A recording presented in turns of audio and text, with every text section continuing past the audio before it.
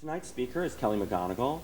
She is like teaching across almost all the schools at Stanford, and some of the things that she teaches were captured in her book, The Willpower Instinct. It came out in hardback, I guess, in the last 3 to 4 months, January, and I think Kelly actually brought some. I brought mine because it was one of the best books I read this year. It's not for me to... What's the sample size on that? Well, I read about 100 books a year. Wow. Oh, okay. So it's like, nice. I would put it in the top 5. So it's, it's very good. It's neck and neck with the Power of Habit. So it's great exposition. Well, you know what I think about habits. So let you hear from Kelly herself, okay? Hello.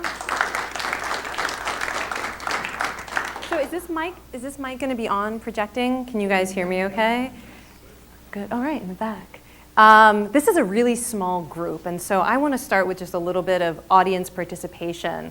Anyone want to share with me and your colleagues here and people who might be listening to the podcast in 3 to 6 months, something that challenged your willpower today? Who wants to fess up? Something that has challenged your willpower today, yes.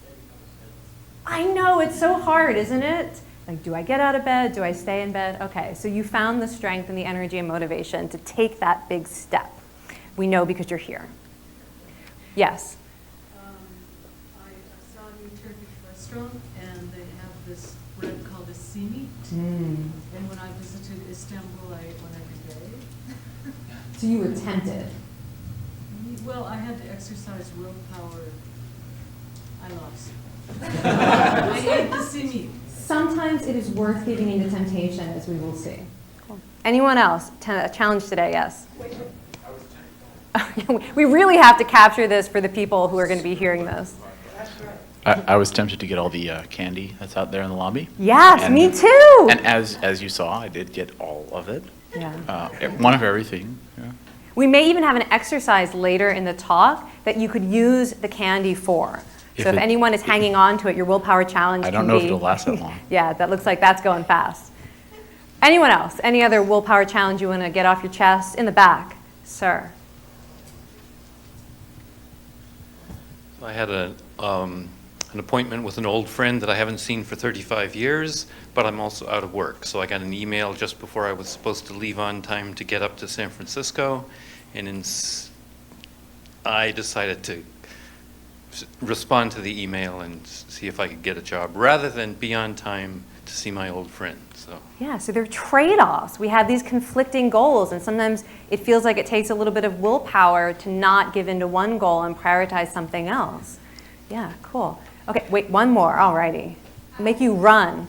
Go, willpower challenge. Go. I had a problem. I was trying to resist being the interaction facilitator, but I lost. Sometimes saying no is a big challenge.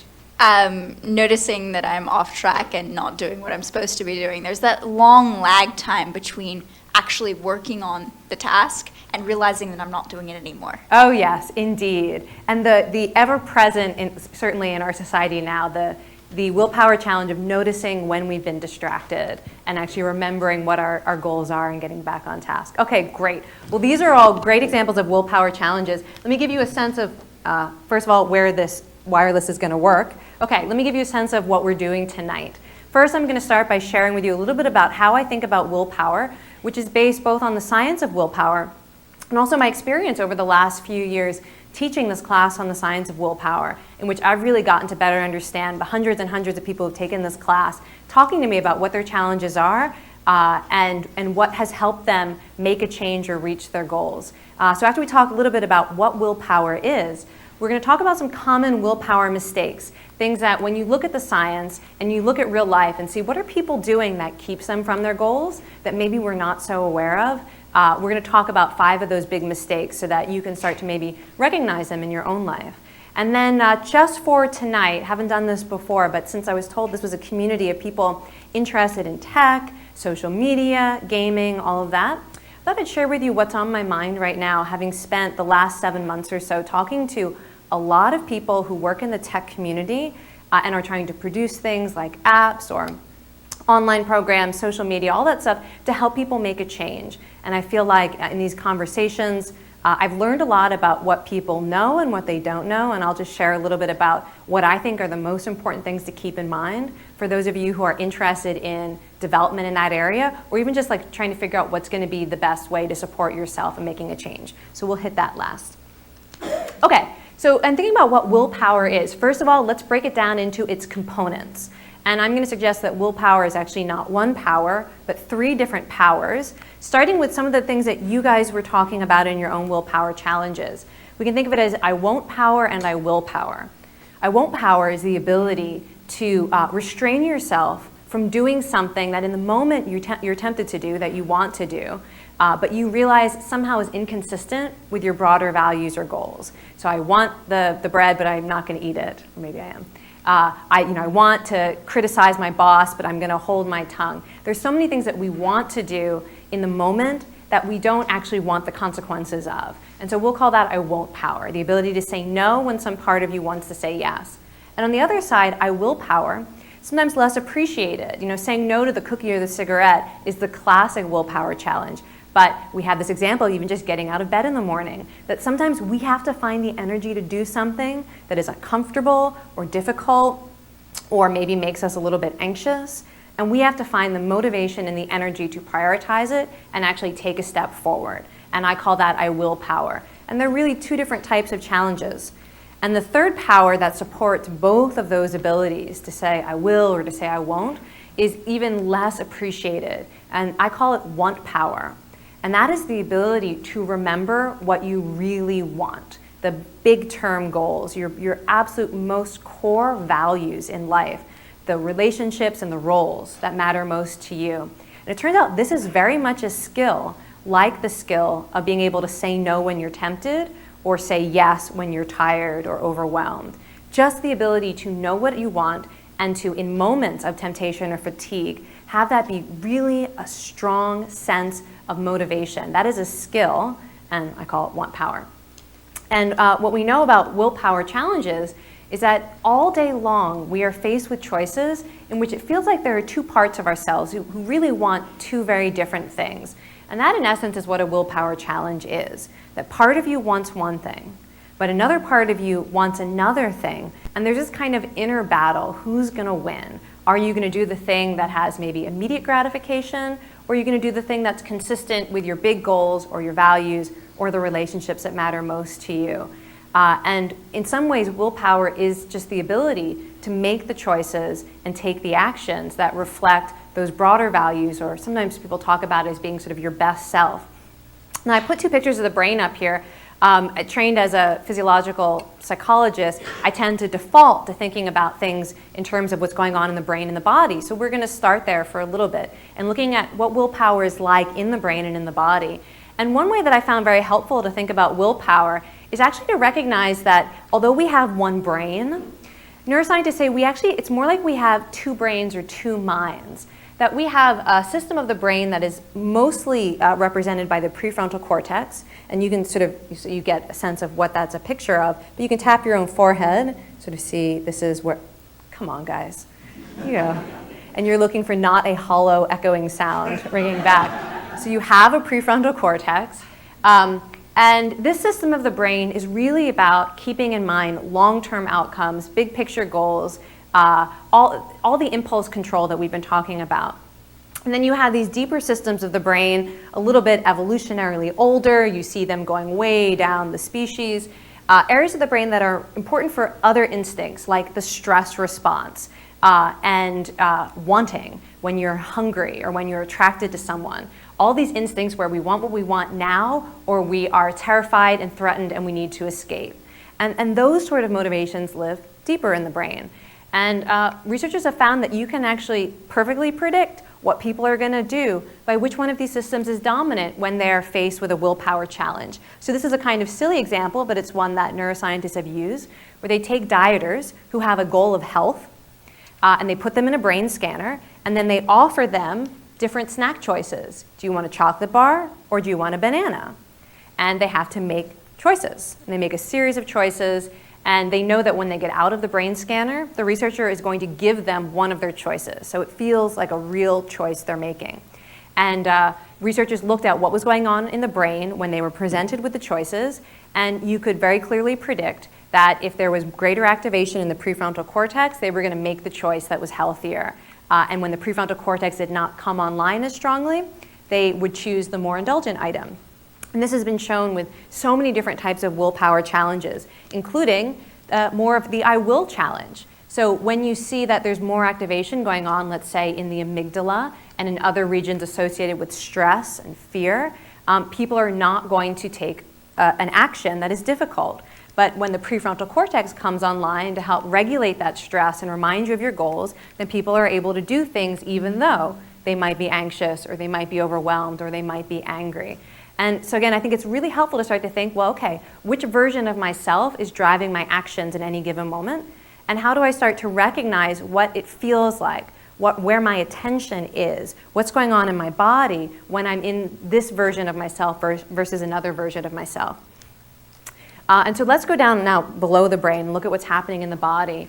Because of all the science of willpower that has fascinated me the most, it's this idea that willpower is not some kind of personality trait or some kind of like moral virtue that's out here somewhere, that it actually lives in your whole body.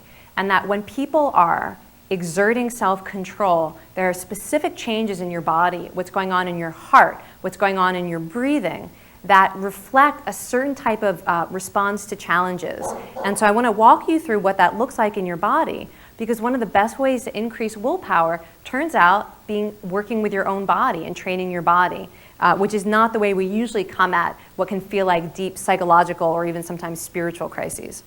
Okay, so we're going to start by looking at the difference between two different threats, two different possible threats. Okay, so imagine you are in this room and some of you are checking your email and some of you are a little bit, and then all of a sudden, imagine it was a lot scarier than that. Okay, so if this tiger came and ran into the room, you guys know the stress response. You've all heard about the fight or flight response. Here's how the brain and the body are going to react to that tiger running into the room. First of all, we're going to get incredible mobilization of energy. Your liver is going to start dumping sugar and fat into your bloodstream. You're going to start getting increased blood flow to your muscles so that you have the energy in your muscles to immediately run away from that tiger, or if you know all the doors are locked, you're going to go down fighting. We also know that at this time we'll have increased cardiovascular tone. Your heart's going to be pounding, increase in blood pressure, to help get the blood and the energy to your muscles where you need it. There's going to be a sharpening of your senses and thinking, but in a very specific way. You could think of it more like vigilance. You're going to become very clear about what's happening in this room right in front of you, what you're hearing, what you're seeing, what you're smelling. What you're going to do later on tonight, not so much. Being able to figure out calculus problems, not so much. But there's an increased attention to what's happening right now with a sense of vigilance to the threat. And one thing we also know is that when you have this fight or flight response, the brain begins to shut down the prefrontal cortex, that area of the brain that is so important for self-control, that like the driver of all forms of self-control. Stress hormones, when they actually circulate through the bloodstream back into your brain, those stress hormones selectively turn off cells in your prefrontal cortex so that you are less able to remember your goals, you're less able to predict the consequences of your behavior. All you can think about is a sort of immediate survival. This means, of course, by the way, when you're in a state of stress, not just because of a tiger, but because of too much email or your girlfriend looking at you funny, when you have any state of stress, you're basically shifting away from the neurophysiology of self-control. Okay, so that's the fight or flight stress response, sort of the opposite of self-control. But let's say that we got away from the tiger, we're safe. Maybe you're going to head back out to where there were lots of treats, or maybe you're going to walk downtown Palo Alto and you're going to see a very different kind of threat. Okay, so you take your choice. I like the cheesecake, those macaroons look pretty good. Does this happen to you? Well, we know this has happened to you. Okay, so very different type of threat. Some of us will go into like full-fledged stress response to this, but if you are lucky, what's going to happen is your brain will recognize an inner conflict I want to eat everything in this window, and I want to fit into my pants. What do I do? What do I do? And so what researchers have found is that when people are making a choice that reflects self-control, not only do we know what's happening in the brain, but we know what's happening in the body, and it looks like the exact opposite of stress.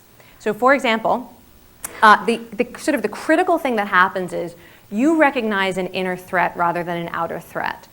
If you think the cheesecake is the enemy, you may have a stress response. But if you recognize that your own cravings and desires are what need to be dealt with here, and you realize that what you need to control is yourself, not the cheesecake, then you have a chance of having what researchers call the pause and plan response. And there's going to be mobilization of energy to the brain rather than to your muscles. It's exactly the opposite of a stress response. The brain can actually put in a request. It's so cool how the body works. The brain puts in a request to have more blood sugar sent up to the brain so that it can use the energy it needs to control your impulses. And that energy is selectively sent to and used by the prefrontal cortex. So rather than energy to your quadriceps to run, you're shunting energy to your prefrontal cortex to control yourself. Also, you see the opposite of what's going on in the heart and with your breathing. So rather than breathing rapidly and heart rate going up, when you're experiencing a willpower response, the heart rate tends to slow down, the breathing tends to slow down and deepen, and there's a synchronization between the heart rate and the breath. And all of this is basically to do the opposite of the fight or flight response. It's the person who coined this, Suzanne Segerstrom, she calls it pause and plan in opposition to fight or flight, because it really suggests I don't need to act on instinct right now. What I really need to do is slow down, think about my choices, and make a conscious choice rather than act on impulses. And just to get a sense, again, of what's happening in the body, because I'm going to try to convince you that the best way to increase your overall willpower is to train this physiology. So just to get a little bit of sense of what this is, one of the ways that your brain tells your body to have a pause and plan response is through the vagus nerve, which is part of the parasympathetic nervous system that can actually control things like your heart rate. And when people are exerting self-control, you see increased activation in this vagal nerve. And this vagal tone, or this increase in activation, is a really good predictor of how much self-control people will have when faced with challenges. Another way to look at it is something called heart rate variability or heart breathing synchronization. And you can see here, this is what a stress response looks like in terms of what's happening in your breathing in your heart. The heart rate is kind of in this restricted range, and your breathing is kind of irregular, and they don't really match up. In a pause and plan response, you start to see these smooth and bigger waves. So now we're seeing more heart rate variability. There are bigger increases when you breathe in, and then bigger decreases when you breathe out. And it starts to look like it's really synced up with the breath. This is something that you can do on purpose. Okay, so again, just to give you a sense of how researchers discovered this sort of body message of self-control, one of the first studies looked at bringing people into a laboratory, and when they get into the laboratory, they see this wonderful display of freshly baked, warm brownies and chocolate chip cookies. And there's like a little plate of carrots on the side. And so they've been asked to fast, because they're going to be doing a taste test, so they haven't eaten in a while. And then in this particular study, they say, by the way, the cookies and brownies are for the next participant. You're doing the carrot taste test. And so you can eat as many carrots as you want, and we'll leave the room, so you're going to be by yourself. You just eat as many carrots as you want and need to, and fill this out when you have major ratings. And then, of course, their challenge is not to eat the brownies and cookies. And what the scientists found was that when people were resisting the brownies and cookies, their heart rate variability increased. So that was the first study to really look at this. But there have been other studies to look at this too. So this is an interesting study where they have people come into the laboratory and take a test, and then they get the feedback that they suck at it. You can sort of imagine how discouraging that is. Here's an intelligence test, and you do it, and you try really hard, and then they say, you're in the 10th percentile, which is really not cool. And then they're asked, okay, well, would you like to try it again? Would you like an opportunity to improve? And it turns out that you can predict who takes the opportunity to improve by their heart rate variability. That if people came into the study with strong heart rate variability, They sort of had a baseline. This is how I am in the world, and this is how I'm facing this intelligence test. When they failed, they were more likely to persevere and want to try again. People who were in more that stress physiology state, they were more likely to take that critical feedback and then give up and disengage from their goals. And again, that's another example of this kind of I will power. Another study that I think is interesting, so you can imagine going into a study and they say, thank you for being in this study. You can either have $10 now, or when you come back for the second part of the study next week, we'll give you $20.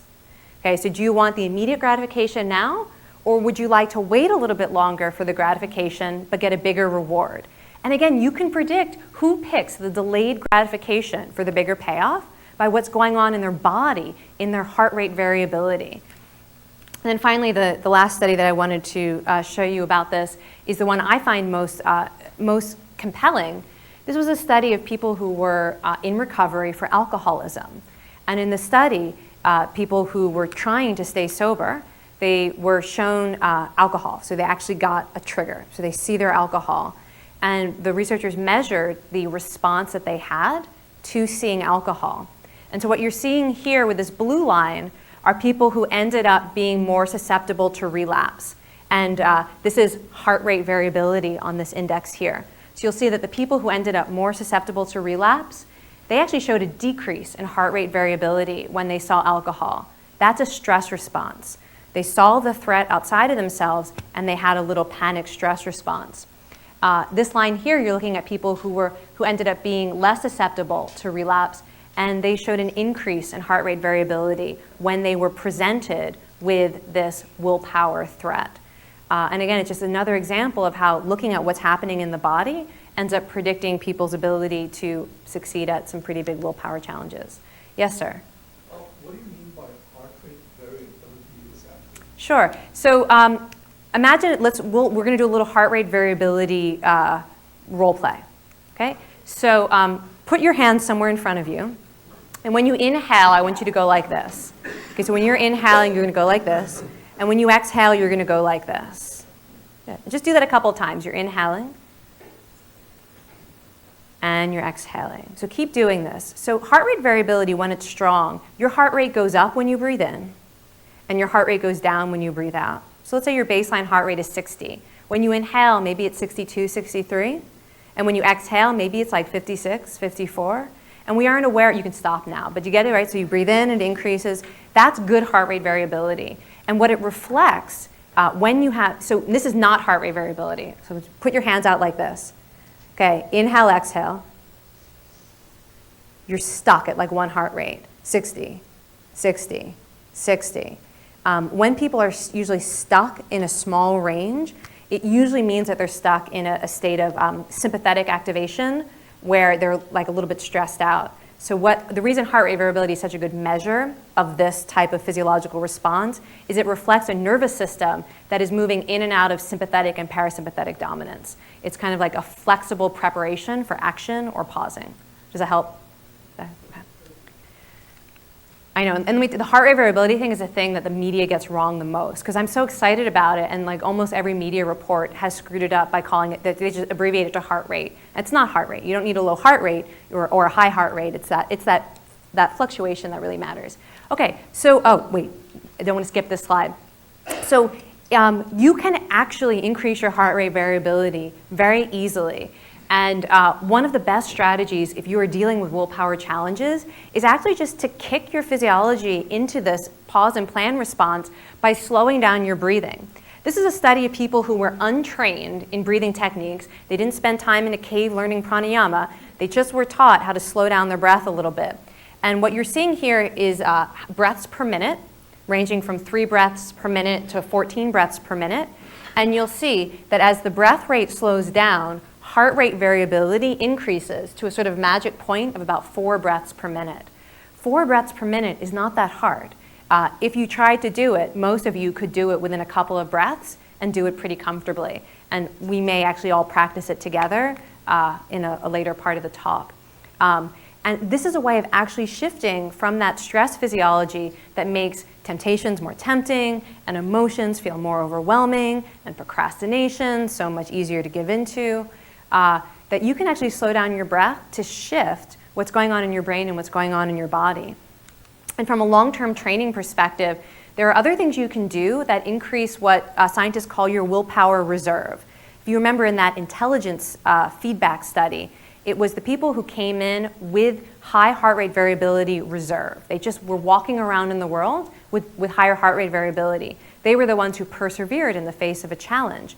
And you can increase your willpower reserve by doing things like yoga is one of the best ways to train heart rate variability. Meditation also is very effective, and exercise. I had to put in a picture of Zumba because I teach Zumba, and it's fun. But any form of exercise works, and they work on different mechanisms. But what they all have in common is they change the way that your body and brain handle stress. And again, they come at it from very different approaches, but the effect is the same. And actually, all three of these things also make your prefrontal cortex bigger and better functioning. Again, through different mechanisms. Okay, and as it turns out, anything that has to do with your stress physiology, the state that your body is in, can have a very big influence on how much willpower you have day to day, how tempted you are, how distracted you are, how emotional and out of control you are. And one of the big ones is sleep. This is a picture looking at brain scans of people who've been sleep deprived compared to people who were not sleep deprived. And the sleep deprivation, it's not like they were put in a tank and kept awake for 3 days. This is like less than 6 hours of sleep a night. So that's probably a lot of us. And here they're looking at, if this is eyeballs, right? So this makes sense. These are eyeballs up there, and this is the back of the head. So you're looking at slices, like if you put my head through a deli slicer, and you're going to look down at it at different depths. So that's what you're looking at here, just some slices from the front to back. And this is your prefrontal cortex. And that's the area of the brain that is most affected by not getting enough sleep. That yellow thing means it is impaired when you don't get enough sleep. It's like it's lazy. It's not able to do its job, partly because it needs so much energy to do its job. And when you're sleep deprived, your whole body becomes less effective and efficient at using energy, and your brain often sees it first. You also have impaired heart rate variability when you don't get enough sleep. So you heard it here. You can sleep or nap your way to more willpower. This is not your boot camp kind of approach to willpower, but it can definitely work. And then the last little bit that I want to talk about in terms of we're still in the what is willpower. So we're looking at willpower as 3 different strengths: I will, I won't, and remembering what you want. We're looking at it from a physiological point of view. Something happens in the brain, something happens in your body, things that you can train to happen. And the last model that's been very influential to me is from the work of Roy Baumeister, who is a psychologist who developed something I call the muscle model. Sometimes it's referred to as the strength model of self-control. And it basically recognizes that every time we use our willpower, anytime we use our self-control, it's reflecting some kind of general strength. So whether you're trying to do something that makes you nervous, or whether you're trying to resist the temptation to smoke a cigarette, that all of these things are really drawing on some kind of basic strength. And when he started to do this research, he actually didn't know what was going on in the brain or what was going on in the body. We know a little bit more about what this strength looks like physiologically. But it's a really key idea that you're either sort of good at this or you're not. And like a muscle, using it can make you a little bit tired. But just like training a muscle, although you can get temporarily fatigued from using it, you can also make it stronger. You can build your stamina, you can build your endurance, and that anything you do that trains self-control broadly is going to help you in every area of your life that requires willpower or self-control. Some of his original studies were looking at pretty silly willpower workouts, like not swearing, or using your opposite hand to open doors and eat, because your instinct would be to go for your dominant hand. Really silly little challenges that ended up helping people improve what they ate and cut back on impulsive spending and stop procrastinating. It's like somehow they were getting better at the big strengths of I will, I won't, and I want. And I thought sort of the last piece of thinking about what willpower is, something that's not part of Baumeister's model that I've learned from looking at the science more broadly, and especially in talking to people about what has actually helped them. Because when you think about choosing a willpower workout, it's like, well, should I run a triathlon? Should I give up chocolate? What's going to really help? And I think that rather than the specific behaviors we choose, there are certain skills that we can train. And anything that's going to train these skills is something that's going to build willpower, the willpower muscle for all challenges. So the first is awareness, or what you might call mindfulness. Anything that gets you to pay more attention to what you're doing, and especially whether or not it's consistent with your goals. So maybe it's something like self-tracking, and maybe some of you guys are part of the quantified self movement. That can be something that helps train willpower, because it forces you to pay attention and notice if you're doing what you said you were going to do, noticing if you're doing things that are consistent with your long-term goals. So anything that trains your ability to pay attention in the moment to what you're doing. Another key skill is this want power that we talked about. And there are ways to practice reminding yourself of what you really care about. Some of the interventions that you see in the psychological literature are things like writing about your goals, or joining a support group in which you're going to be forced to talk about your goals. But there are lots of ways to take a daily dose, to take your vitamin of motivation, so that it's the thing that your brain is going to go to by default. Can you automate your bigger goals instead of how we normally are kind of automatically doing the things that are temporarily or instantly gratifying, but not always helpful for our big goals? Another thing that I think is really helpful to train is commitments. And this comes from an area of psychology that recognizes sort of no matter what your values or goals are, at the end of the day, you have to make choices that reflect them. And this is a key strength, and it's a big part of willpower. So you can start with some very small commitments. Like if my overall goal is health, I could commit to doing 10 push-ups in the morning, or I could commit to eating one more vegetable per day than I've been averaging. And that there's something about practicing doing what you said you were going to do that is consistent with your goal, that when it's framed in this way of a commitment, actually makes us more likely to recognize other opportunities to make progress on our goals, and more willing to do that also. So you can start with baby steps. Okay, distress tolerance, one that is less fun to train, but you can train yourself to suffer. And we're going to talk more about this later on. And this turns out, unfortunately, to be one of the best predictors of the really difficult behavior change, like overcoming addiction. You have to train yourself to be able to tolerate suffering. A lot of the behaviors we wish we could change are attempts to escape our own anxiety or pain or discomfort or emotions. So that'll be one we'll talk about in more detail. And then finally, self-compassion, as opposed to self-criticism. And we're going to talk in more detail about these last two quite a bit. Okay, so now let's move on to the biggest mistakes a lot of people make when it comes to willpower. And I just want to introduce you to my overall philosophy. If you ever take a class that I teach, or if you read the Willpower book, you will see that I love to do autopsies of how we fail. I think it is so interesting to watch how things go wrong. I think it reflects a little bit my training in the brain sciences, because that's how people initially learned what different parts of the brain do. You look at brain damage and oh, that guy can't talk anymore. That person can't see anymore. And so I think, let's look at how it is we go wrong with our willpower challenges and goals. And it's also a really fun way to recognize that the things that we think of as being our own unique screw-ups actually reflect some commonalities about human psychology and what people with a human mind and human temperaments tend to do. So we're going to look at 5 of those. And also it may be helpful, there we go. It can be helpful to keep in mind that understanding your limitations when it comes to willpower is a strength. It is not, it's not itself a limitation.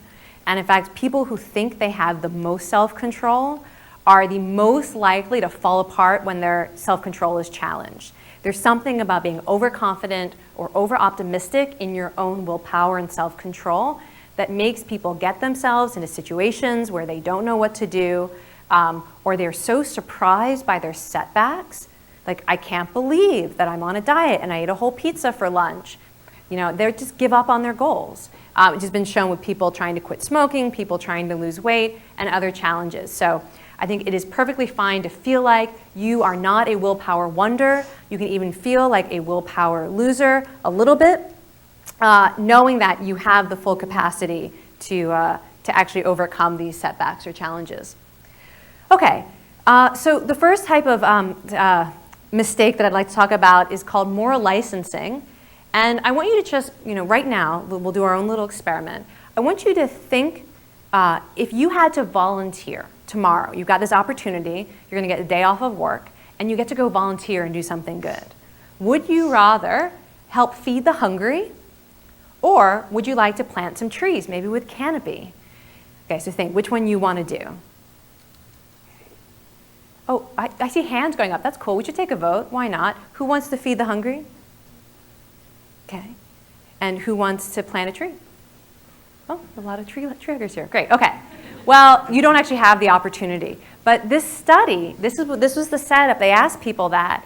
And then they asked people, by the way, would you be interested in going shopping for some new designer jeans or sunglasses?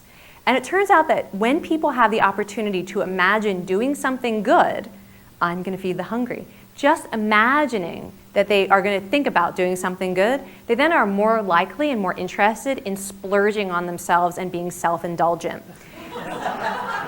And this is actually a very common finding, where when we feel like we've earned some credentials or we've done something good, we almost immediately switch goals and we want to give ourselves permission to do something bad. And interestingly, it's not a loss of control in the way we sometimes think about it.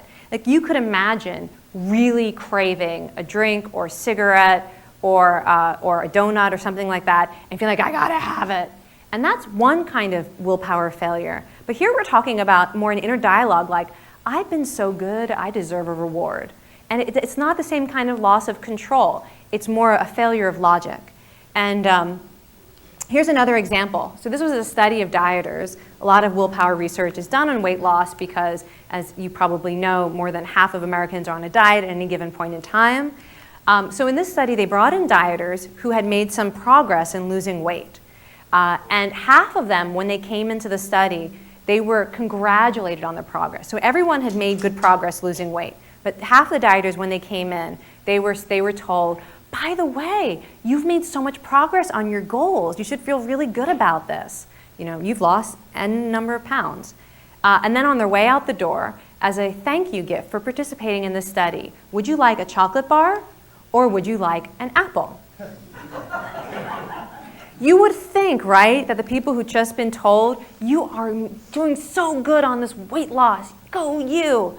You would think they're going to be like, give me an apple. But no. What actually happens is 85% of people who are reminded of how good they're doing take the chocolate bar. 85%. That's like almost everyone. People who are supposed to be on a diet. And only 58% of dieters who weren't reminded of their progress took the chocolate bar. That number is still oddly high, but that's a big difference. And again, you see this with lots of different types of willpower challenges. Other studies have shown, for example, if you take someone and you remind them of how hard they've been working on, say, a project or studying for school, and then you give them an opportunity to slack off, they're more likely to take that opportunity if they've just been reminded that they've been working hard. And again, this makes sense, but it's also a little bit counterintuitive because many of us, the way we get through the day is we get to check things off our to-do list and we get to make ourselves feel really productive by all the good things we've done. And because it feels good, we think it's motivating, right? I mean, you probably think it's motivating to cross things off your to-do list. And we confuse feeling good with the motivation to actually keep doing something. And it turns out that focusing a lot on our progress makes us, it switches our goals. So if you could think of this as being like a scale, I've done so well. Well, now that I know how well I've done, suddenly my competing goal becomes much more interesting. And the brain does this for any time we have conflicting goals. If we aren't really sure of what we want, anytime we make progress on one goal, our brain is going to say, okay, enough of that. Now when do I get to have this other side of the equation? And that's why want power is so important. Because if you are still deeply conflicted, if you still think that what you want is to watch reality TV all night instead of whatever your other goal is, you will give in and you'll watch the TV. And this reminds me when we were actually, when my agent and I were going around to publishers pitching the Willpower book, one of the very big important VP person was like, I was giving him my definition of willpower, and he said, well, what I really want is to never work. I just want to, watch sports all day and eat donuts and pizza. And I'm like, really? That's what you really want? And he thought that was what he really wanted. And in many ways, moral licensing is this big identity crisis where we're convinced that who we really are is the person who wants these indulgences and wants to feel safe and comfortable. And we forget that we are also absolutely the person who wants the benefit of doing things that are hard, of doing things that take energy, of doing things that take willpower. And so one of the best strategies for avoiding this moral licensing trap is, again, to focus on commitments, to be super clear. When you wake up in the morning, is the first thing you think, my top 2 values are, being a good dad, and today I'm going to improve my health in some way. That's it. Those are my priorities today. And when I'm confronted with choices, it's going to be like in my blood that I think, how does this relate to those big values and those big goals? And make a commitment to it. Otherwise, when you don't have a real strong commitment, anytime you're tempted, you'll just try it out. And I just like this picture because it's like once you put a ring on somebody's finger, you are committed. And just because you had sex with that person last night does not mean now you need to go and find a new partner, right? Are you married? Is anyone here with their spouse? Because that was not a vigorous enough. You get my point, right? You don't goal switch just because you've satisfied your goal. Okay, maybe you had a good conversation with your partner or whatever. You don't go look for another conversation partner the next night. You don't switch goals like that. You're committed. And you might take a wonderful conversation or a wonderful romantic evening with your partner as evidence that you really care about that person, and you're going to do even more to strengthen that relationship. If you think about your goals as basically you are committing, you will be much less likely to fall into this trap. You should even have like a commitment ceremony. It would be cool. You could commit to your goals.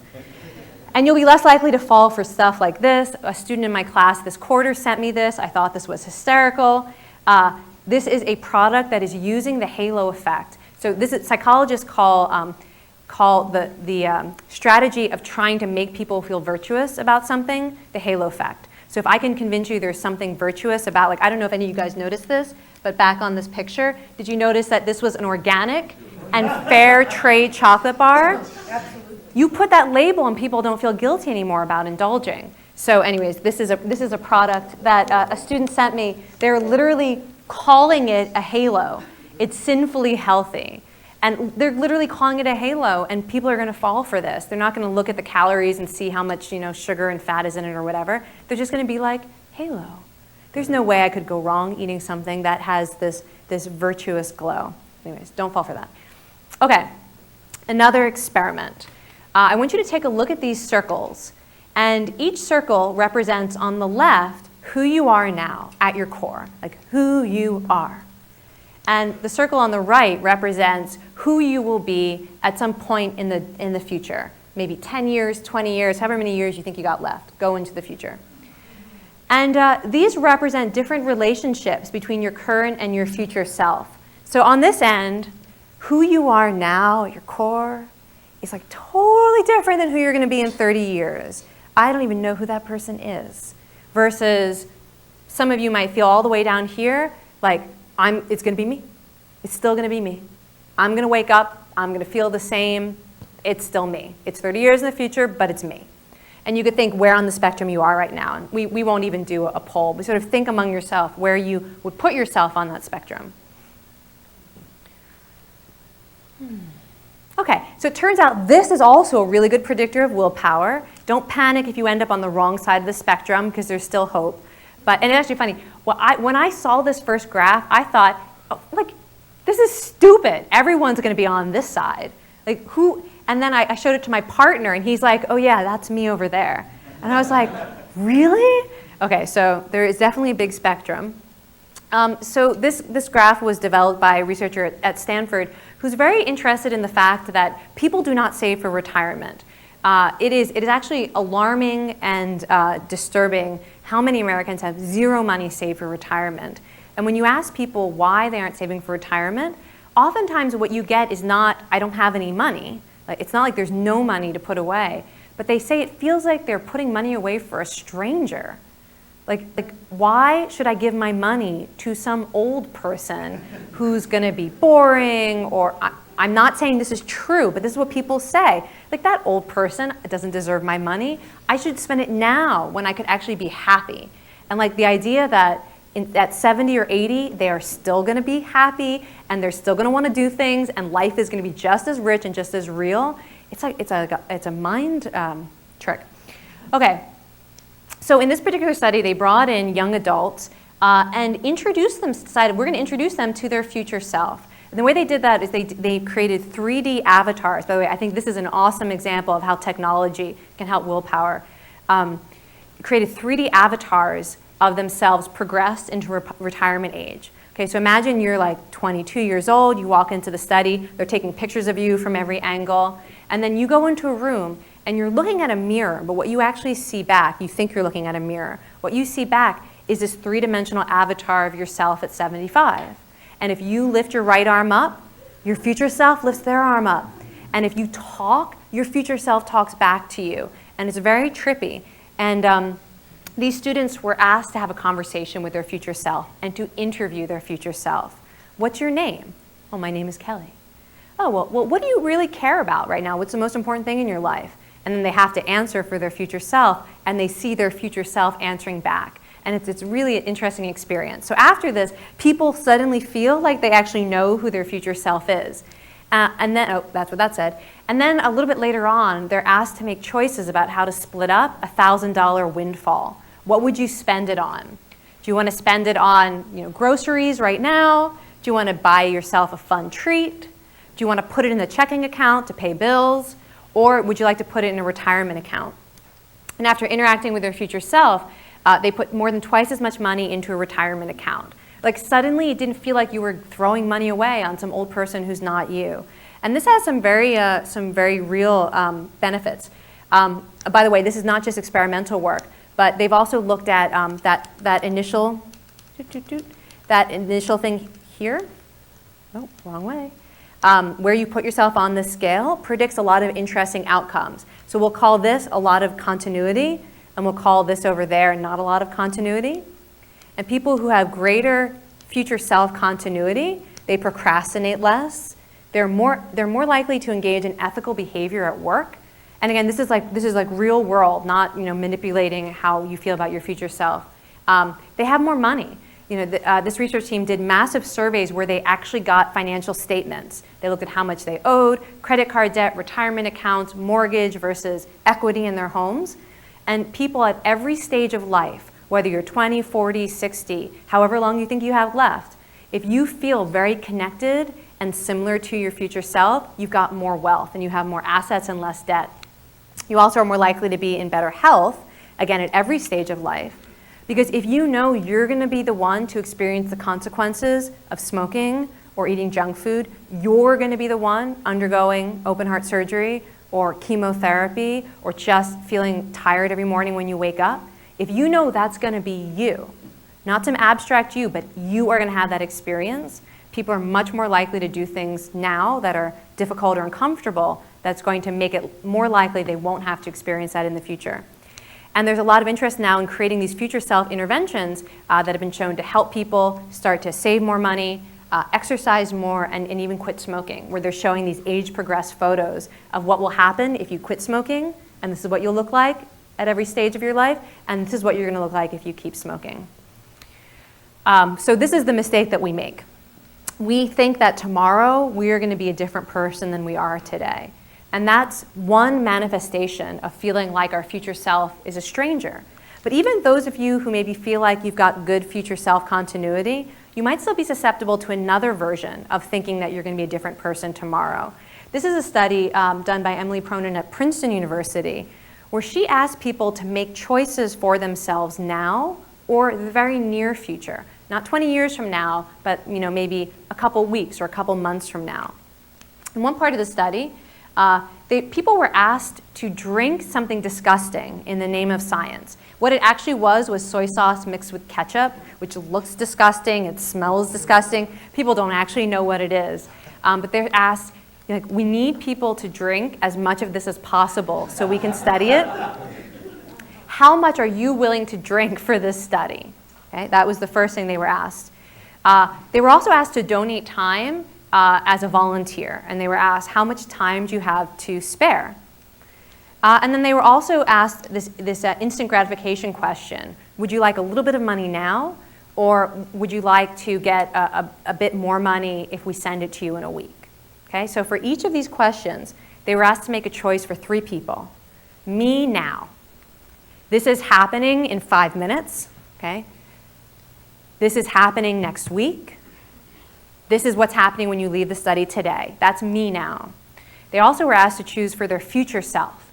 You're going to come back next quarter after winter break and do this part of the study. How much will you be willing to drink next quarter when you come back? How much time will you have to volunteer in spring? And you're going to come back for part 2 of the study in a few months. Could you make the decision for your future self now? Okay, so that's the second person they're choosing for. The third person was for a total stranger. Okay, so they got to choose for 3 people. And here's what they found. If you think that you have to do it now, 2 tablespoons. If you think you're doing it in the future, half a cup. And you also think that a stranger will drink half a cup. So in many ways, again, you're thinking of your future self like a stranger, and you think that your future self is going to be willing to do something you are not willing to do now. And how many of us have this experience? We do not want to exercise today, and we think tomorrow we're going to want to, or whatever our willpower challenges are. It's the same kind of thing. So if you're choosing for next week, you have less than half an hour to spare. If you're choosing for your future self or a stranger, you've got 2 hours to spare. Because we don't, it's actually one of the strongest findings in psychology is that almost everyone thinks they're going to have more time in the future than they have now. They don't think they're going to have more money, and that's what's interesting. People are actually very accurate about predicting how much money they will have, but everyone thinks they're going to have more time in the future. And that can lead us to procrastinate on things that actually we should just get started on now. Or we shouldn't overcommit to things in the future. And then it looked very similar here. Only 46% of people took the delayed gratification if they had to make their choice now. But if they were making the choice for their future self, they were like, oh, my future self can wait a little bit longer, and 74% delayed. Okay, and so the bottom line is that when we're making choices about what we think we're going to be willing to do in the future, we don't have access to our current levels of stress or cravings or emotions. And so we think that our future self is going to be like some kind of robot who will just do whatever is needed in the moment. And this can lead us to put off change that frankly we just need to get started on now, even though it feels like maybe we are inadequate to the challenge. Okay, so some ways to connect to your future self. One is to just remind yourself that whatever choice you're making today, you are probably going to make tomorrow. This surprised me. This turned out to be like the top strategy people like from my Science of Willpower class. What we did in this week where we talk about this finding, I said, okay, whatever your willpower challenge is, whatever you do tomorrow, you have to do for the rest of the week also. So if your goal was to, like one woman wanted to write for 20 minutes a day, if you don't write for 20 minutes tomorrow, whatever you actually did, you have to do the next 6 days as well. You're not allowed to write if you don't write tomorrow. Or if your goal is to quit smoking, if you smoke 8 cigarettes tomorrow, you have to smoke 8 cigarettes every day for the rest of the week. And again, it's just a little cognitive trick where you recognize when you make a choice that it actually is a commitment. And most of the time we pretend like what we do today is different than what we're going to do tomorrow.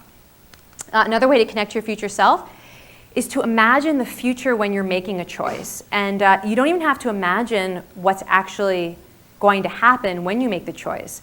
One study found if people just imagine themselves grocery shopping in the future, like just imagine next week or next month grocery shopping and actually imagine it, then people are more likely to delay gratification when they're given a choice. And there's something about just making the future feel real. It's amazing how many of us, even though we have lived through a lot of time, we still somehow don't sense that the future is as real as now is. It somehow seems more abstract. So if you make it less abstract, you actually have more willpower. And then finally, this is a fun one. It's just to imagine your future self experiencing the consequences of your choices. An example of this was a study that had people who wanted to exercise but weren't, had some of them imagine what their life would be like if they continued down that path of not exercising for a year. What would it feel like? What would their life be like? What would they look like? And really imagine it. And to do that every day for a week.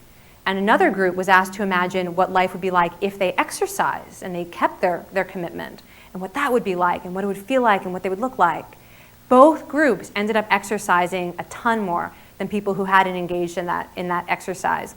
And they weren't even doing it every day for the whole year. They just spent a little bit of time really imagining the future consequences, and it sustained their motivation.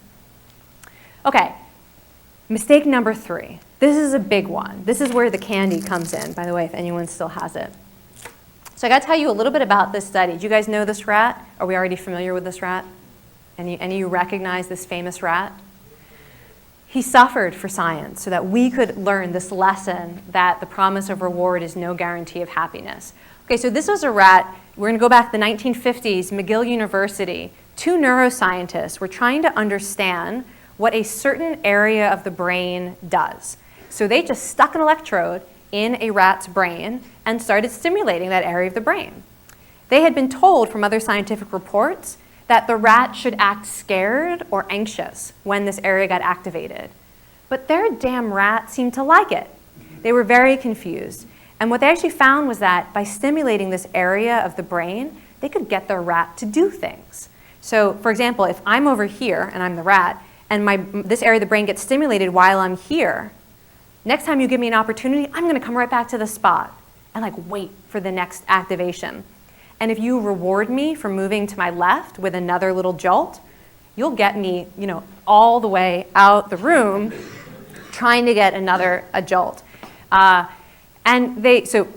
First of all, they weren't very good neuroscientists. They missed the spot they'd been looking for. So they'd stuck it in the wrong place. What they found, they ended up calling the pleasure center, which is a big misnomer, but it's one you sometimes still hear in the popular press when people talk about this region of the brain. They had stuck this electrode in a part of the brain that seemed to produce motivation to act. And they pressed their luck on this one. Let's see what the rat prefers. Would it like to eat, or would it prefer to be shocked? And so it let the rat make the choice. And the rat would prefer to be shocked than to eat. In fact, rats would actually starve to death if it meant they could continue to get this area of the brain shocked rather than eat, because they just wanted this area of the brain shocked. Other situations, they electrified a grid, and they allowed the rat to run from side to side, and each time it changed sides, it could get a shock. And they found that the rats would run until the feet were so charred they were bloody, and they couldn't run anymore. You name it, these were little rat addicts who wanted nothing except to have this so-called pleasure center of the brain stimulated. Okay, so they said, well, we found the pleasure center because nothing could explain this rat's behavior unless this made him happy. What else could explain it? The rats are willing to die for happiness. And it took a while, and I'm going to fast forward now through several decades of research, but it turns out that what this area of the brain does, part of the reward system, is it produces a sense that you could be happy if you act or consume, if you approach something. There's a specific state of mind that says, oh, something really good is going to happen, and I need to do something to get that happiness. And this is what the rat was doing. The rat was constantly having the experience of, happiness is within reach, so I need another shock. And in fact, they trained the rat to self-stimulate this area of the brain. So the rat could just press a pedal, and it would just press and press and press and press. In the 1960s, some crazy psychiatrists actually tried this on humans and gave human self-stimulators. That did not turn out so well, by the way. And they would just keep pressing and keep pressing. But if you ask them what they're experiencing, they were really frustrated. They'd be like, it feels good, but it feels awful. And they wouldn't eat, and if they turned off the electric shock, they would just keep pressing it, maybe, even though they knew the shock was off, maybe somehow if I keep pressing it, I'll get that jolt again. And this is the area of the brain that is responsible for addiction.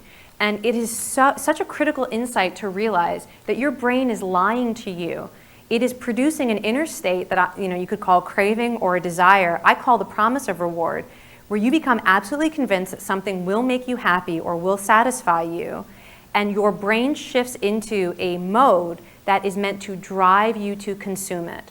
This is very evolutionarily adaptive when applied to food in conditions where you have to be willing to work to eat.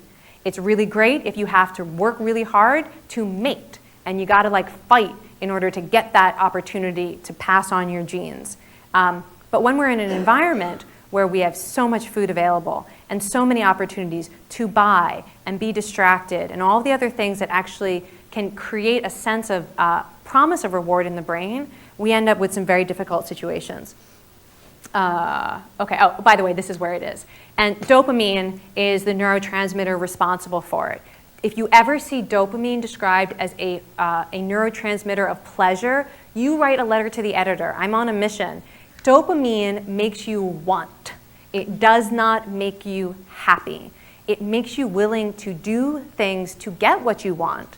But just because something releases dopamine in your brain does not mean it is providing you pleasure. And the things that produce the most dopamine in the brain are the things we get addicted to because the brain is telling you they will make you happy, but they never actually deliver. Here's what some of them are. This is mine. I might as well fess up. The brain gets very excited by discounts, some of us more than others, or shopping in general. And if you've ever been in that shopping frenzy, you know it's like just somehow 3 more sweaters is finally going to make me happy. And then you get home and you find it didn't, so you go online and you buy some more. Food, especially food that's high in salt and fat or sugar, it gets these dopamine neurons firing, and even as you're eating it, your brain is continuing to produce the want. And that's why they say you can't eat just one. You can't eat just one because no matter how much you eat, your brain is going to continue to produce the promise of reward. And you have to actually stop and ask yourself, do I even like how this tastes? And many people, when they slow down and pay attention, they realize there's very little pleasure, but there's just this constant like even as you're tasting, the hand is reaching for the next one. Because dopamine is a neurotransmitter of movement, by the way. Those of you who know anything about Parkinson's disease, it's a disease of having insufficient dopamine. Dopamine is about action. And so when the brain is producing dopamine, it's trying to get you to do, to buy, to eat, to mate. Smells can do it too, and there's a big marketing movement. I'm just noticing this in the hotel I was in last weekend. They're pumping smells through vents to try to get your dopamine neurons firing. And one of the effects of having a quick dopamine release is suddenly all temptations are more tempting. And studies have shown if you pipe in like the smell of vanilla, people will spend more time in a store and spend more money there. If you offer someone a sample, like candy, in a grocery store, even if they eat the sample, and they've been satisfied, they end up buying more indulgent purchases and spending more money. There's something about this response of the brain that makes us want to consume more, and people know it. Okay, cigarettes and anything we get addicted to is doing the same. Las Vegas has this down pat. They know everything that gets your dopamine neurons firing. They give it to you all at once so that you will keep gambling and chasing rewards. I know some of you guys, many of you probably are in the tech world. Well, bad news in some ways. Good news if you're selling technology. But bad news for the rest of us is that technology is producing this kind of quick dopamine burst in a similar way to junk food, where we keep thinking if we check, it's going to feel good and we're going to get finally the text message we want, or the what cat video, I don't know, whatever we're looking at online. This next one is going to be the one. But we just keep searching. We just keep hitting the next link or the next photo. We may talk a little bit more about that. Okay, so one of the most important things that you can do to increase your own willpower is to, first of all, become a dopamine detective and start to notice how many ways when you're out in the world, people are trying to trick your brain into wanting something you don't actually want. And this can be really fun. If you start going out at stores and you notice what you're smelling and what you're seeing and how they advertise prices, Amazon, does anyone here work for Amazon? Amazon is so good at this. They know every single trick in the book to make you feel like something is scarce, that something is more valuable than it is, that other people like you have it. Everything that could possibly make your brain want something, they do it very well. And then also this idea of actually challenging the promise of reward. So one of my favorite exercises to do in the willpower class is to actually have people take something that they struggle with. And often it's food, but not always. It could be something like TV, where you think you want it, but you have noticed that you do it too much, or somehow it's actually harmful and not helpful, and you do it very slowly and very mindfully. Like if actually let's say my challenge is this Twizzler. I'm gonna look at it and I'm gonna notice what's going on in my body. And I'm gonna start to feel that rush of dopamine and what it feels like. And I'm gonna notice this kind of urgency. Like my brain is trying to make me feel stressed out, that if I don't eat this, I'm not gonna be happy. And maybe I start to eat it, I put it in my mouth, and maybe I notice that anxiety gets even stronger. I'm not happy yet. And then I eat it and I still feel it. I'm like, okay, another one, let's do another one and see what's happening. And many people will find that there's this process where there's kind of consistent anxiety or tension until there's nothing left to consume. And a sort of lingering dissatisfaction, or you're in a food coma, or you fall asleep in front of the TV. This is a really interesting process to watch, and can actually radically transform your relationship with the things you think you're addicted to. I can't tell you how many people come back after trying this experiment and they're like, I thought I was addicted to cheese and now I don't want it. So cheese is a big one. I don't know why. Okay, last experiment of the day. We're going to hold our breath for, who's got a second hand? I can't see the second hand up there. Okay, oh, you all do because you all have phones. Great, of course. Okay, you got your timer ready? We're going to do 20 seconds. Somebody set a timer for 20 seconds. Don't start it yet. If you have a heart condition, you don't need to participate in this. This is optional. Okay, do we have a 20-second timer set? Okay, you get to choose. You're either going to exhale fully and hold your breath out, or you're going to inhale and hold your breath in. Make a choice. Get there now. You're exhaled and empty, or you're inhale and full. Somebody start the timer. Okay, just hold your breath. Holding, holding, holding. It could get a little uncomfortable unless you practice yoga, and then you're like, 2 minutes. I love how you don't talk back when you're holding the breath. Someone's going to tell me when the 20 seconds is up, right? That's a long 20 seconds. Okay, 20 seconds, breathe. Okay, so as I mentioned earlier, distress tolerance is a kind of a specific skill of willpower, and would you believe that people's ability to hold their breath predicts their ability to stay sober or to recover from addictions? And that's because what you just did, and for some of you it was very uncomfortable, and I know some of you we didn't hold it long enough, but the ability to sit with discomfort and not follow your immediate physical instinct to protect yourself from that discomfort is exactly the skill we need when a willpower challenge is really hard. We're not talking about, okay, I like Twizzlers, but we're talking about having a phobia where I can't leave the house, or having an actual addictive relationship to food, or binge eating disorder, or trying to quit smoking when my body is truly addicted. When we're talking about real suffering and real challenges, this is the skill that needs to be trained. And so here's a little study to give you a sense of how it can be trained and how helpful it can be. So I call this the torture test study. And in this study, researchers at the University of Washington brought in smokers who wanted to quit but hadn't yet. They wanted to, but they had not been able to. And they're asked to not smoke for a period of time, but to bring a new pack of cigarettes and a lighter, because they're going to get to smoke in the study. Okay, so everyone did that. They came into the study. They all come in, a bunch of smokers together. They get seated around a table. And the researcher says, okay, great, get your lighter out, get your pack of cigarettes out, put them in front of you. And they're like, oh, God, thank God I get to smoke a cigarette. And then the researcher says over the intercom, okay, pick up your cigarettes. And they go to pick it up, and then you hear, stop. And then they have to wait 2 minutes just holding and looking at the pack of cigarettes. And then after 2 minutes, the experimenter comes on and says, peel the cellophane off. Stop. 2 minutes. Open the cart of cigarettes. Stop. 2 minutes. Lift it up and smell it. Stop. 2 minutes. Take out a cigarette and look at it. Stop. 2 minutes. Smell the cigarette. Stop. 2 minutes. Put the cigarette in your mouth. Stop. 2 minutes. It goes on and on for 2 hours. That's a torture test for you. And they never got to smoke. Okay.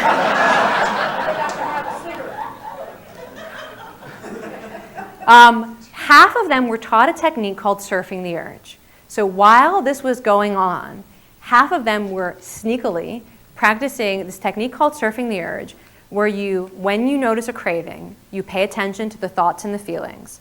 Oh my God, I need a cigarette. You look at how it feels in the body. It feels kind of like my skin is crawling, and I feel like a tightening in my lungs, or maybe there's like a hot flash that's happening across my chest. You look at like where it is in the body. And then you imagine that this craving you are experiencing is like a wave, and you're gonna surf it. You're gonna get right on it, and you are gonna surf that urge by breathing.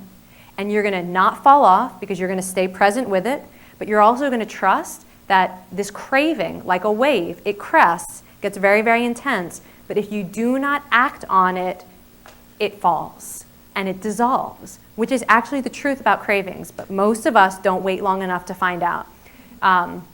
Ordinary cravings, even when we are physiologically addicted to something, if your brain understands you're not going to act on a craving, it actually relatively quickly starts to subside the craving. The thing that keeps the craving maximally intense is the brain's belief that you're going to give into it.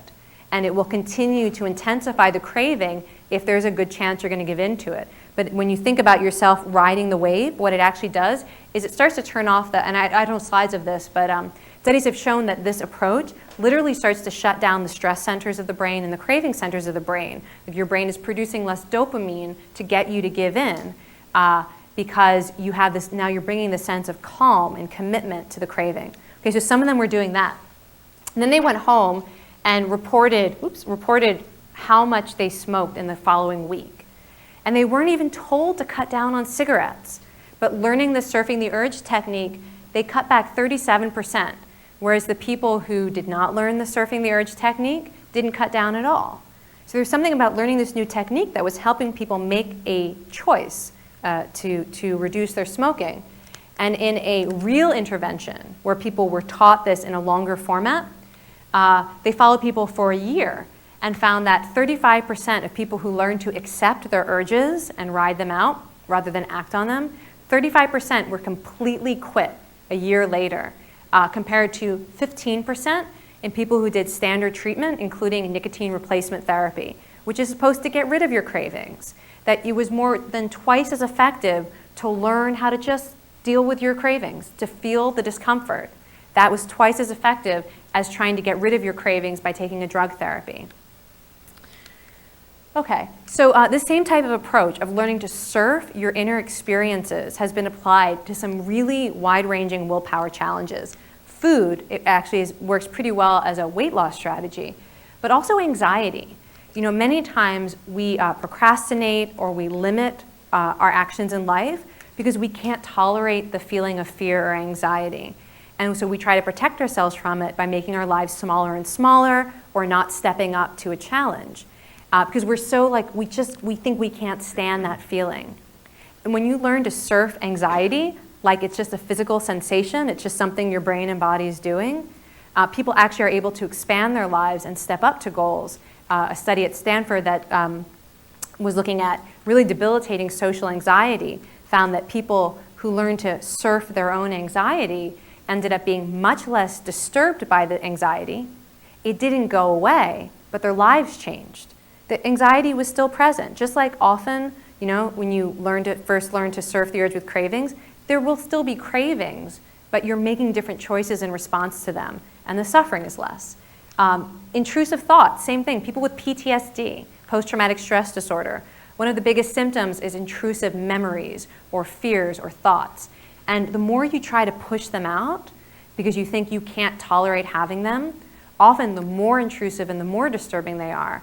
And people with PTSD who are taught to kind of surf this intrusive thought or memory, and yet, you know, also breathe through it and trust that they will be able to turn their attention away from it, end up being much less, experiencing fewer intrusive thoughts and fewer symptoms of PTSD. Even schizophrenia, people who learn to surf their delusions end up having less disturbing delusions, and they are more able to live outside of a hospitalized setting. And that's like kind of fascinating. I mean, we don't often think of a craving for a donut on the same scale as a voice in your head telling you that you're Jesus. But actually, in many ways, we need the same kind of skill. We need to recognize that something is happening in our brain and body that is not in our best interest to follow, and we need to have just the mindfulness to accept that we can't control it, but remember some other way of being, some other choice we can make. Okay, so here is instructions again for what surfing the urge looks like if any of you are interested in taking this home. The first instruction is to notice the experience you're having, the inner experience. We tend to put all of our attention on the thing that's triggering us, like a cigarette or a food or the person who's pissing us off that we now want to confront. We put all that attention out there. That's a very sort of stressful way to do it. You're going to put the attention inward on what's actually happening inside of you. And you're going to accept it and attend to it and recognize critically that you cannot control what happens in your brain and body. As much as you think you can, you actually cannot make yourself not have a thought or not have a feeling. You cannot choose against thoughts and feelings. You can only choose toward them. So after you sort of recognize that, you're going to bring in the breath as a source of support, because the breath helps calm us down, helps engage the prefrontal cortex. And then you're going to broaden your attention again.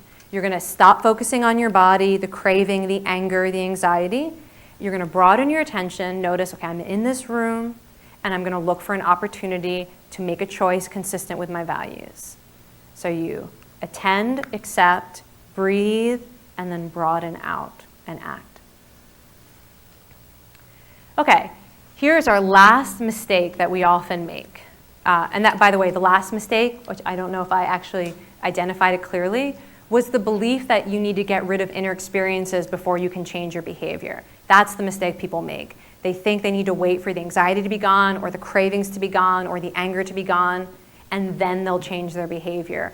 Whereas it's actually pretty much the other way around. You change the behavior or choice first, and the inner stuff follows. Okay, so last mistake. Okay, so in this particular study, young adults, who should not be drinking, by the way, that's underage, but let's forgive them, to middle-aged adults, were given a PDA to keep track of how much they drank.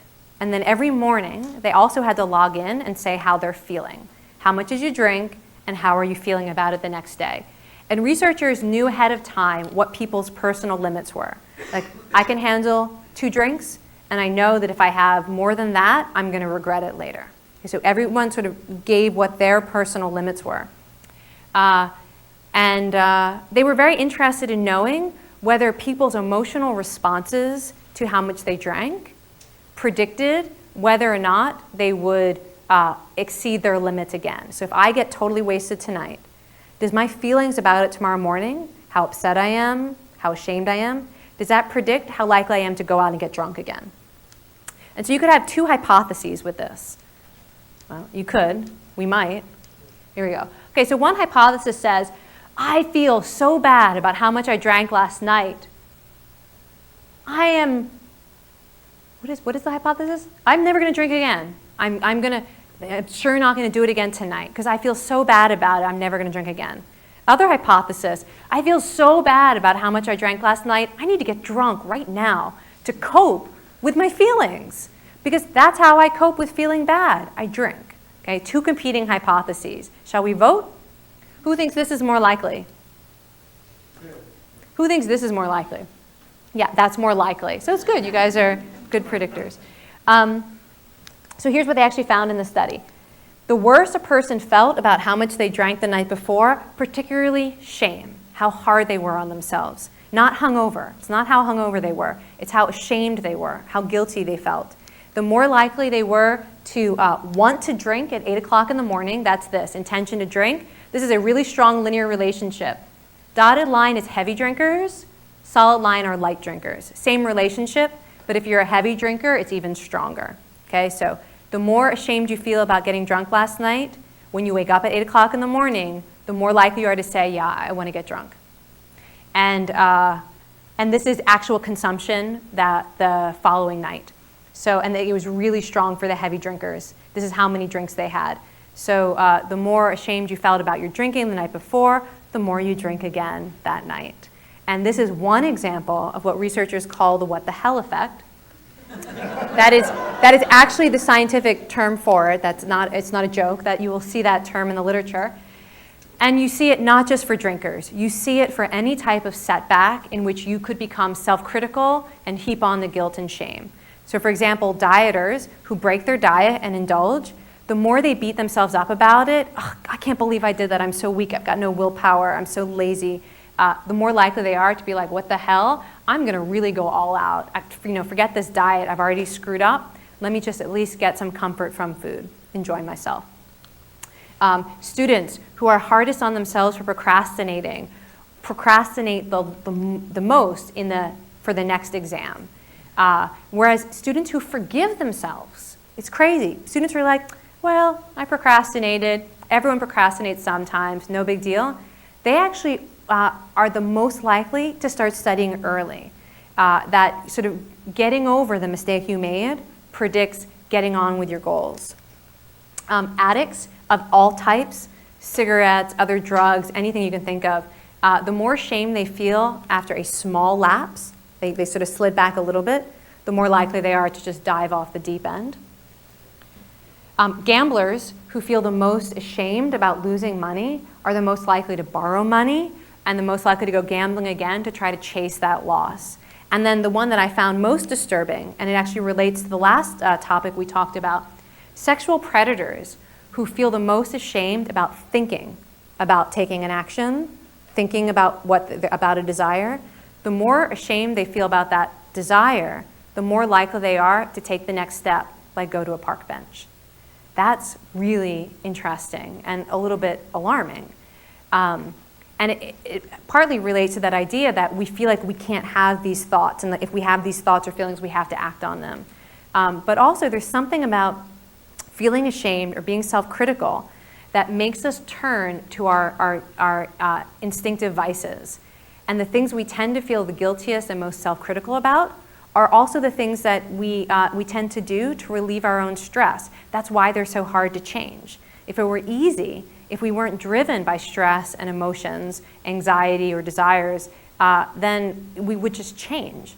And so when we create this state of feeling bad about ourselves, we create a state in which our brain is going to say, you need to feel better now, so go do this thing that you are feeling so guilty and ashamed about.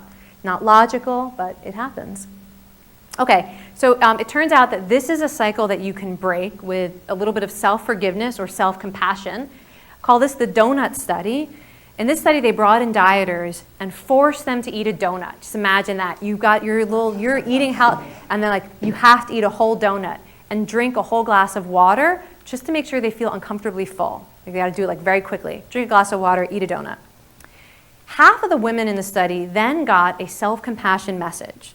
The experimenter walked back in and said, by the way, we've noticed sometimes people feel guilty about eating that donut. And you might notice if you feel guilty too. And we'd like you to remember that everyone indulges sometimes. And this is, it's just one donut. And please don't be too hard on yourself. That was it. And then she left.